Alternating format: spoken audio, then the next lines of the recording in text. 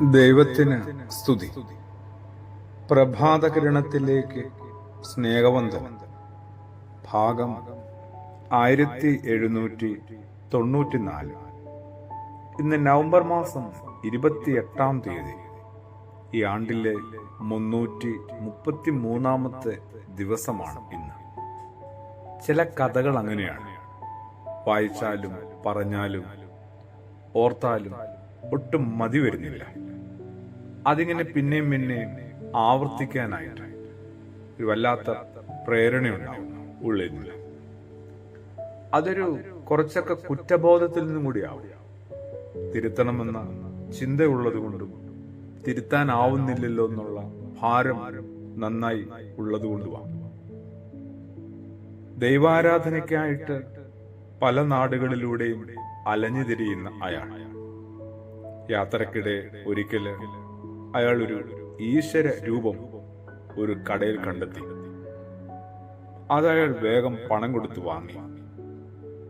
പക്ഷേ റൂമിലെത്തി സ്വന്തം ബാഗിലത് വായിക്കാനായിട്ട് ഒരുങ്ങുമ്പോൾ അയാൾക്ക് മനസ്സിലായി ഈ ഈശ്വര രൂപത്തിന് കുറച്ച് വലിപ്പം കൂടുതലുണ്ട്, ബാഗിന് പാകമല്ല.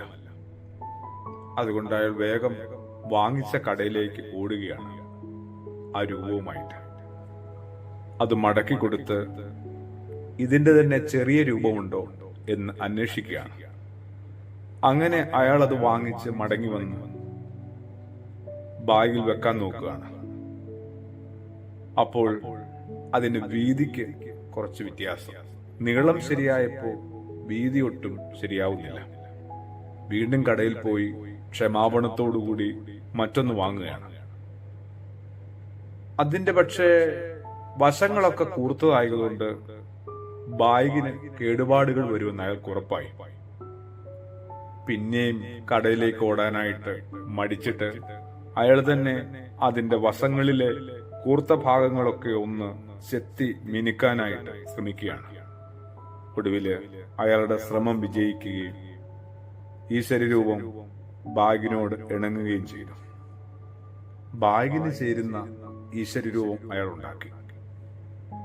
ഇത് ഒരു പരിധിവരെ എന്റെ ആത്മീയതയുടെ നേർചിത്രമാണ്. സ്വന്തം സൗകര്യത്തിനനുസരിച്ച് നമ്മൾ ദൈവത്തെ പോലും രൂപപ്പെടുത്തുന്നു. മലയാളത്തിന്റെ പ്രിയപ്പെട്ട കവിയും എഴുത്തുകാരനും അധ്യാപകനും ഒക്കെയായ സച്ചിദാനന്ദൻ മാഷിന്റെ ഒരു കവിതയുണ്ട്. അത് ഉൽപ്പത്തിയുടെ പുസ്തകത്തിന്റെ ആരംഭത്തെ കൂട്ടുപിടിച്ചാണ്. 6 ദിവസങ്ങൾ കൊണ്ട് ദൈവം ഇങ്ങനെ സകലതും സൃഷ്ടിച്ചു. 7-ാം ദിവസം വിശ്രമിച്ചു.